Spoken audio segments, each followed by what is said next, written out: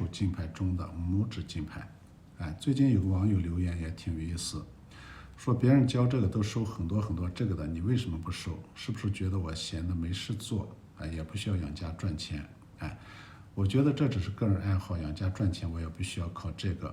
只是觉得把这些好玩的魔术手法分享给大家，让大家能够了解，能有所悟。不要被别人蒙骗了还不知道怎么回事。所以说呢，收钱我觉得没这个必要。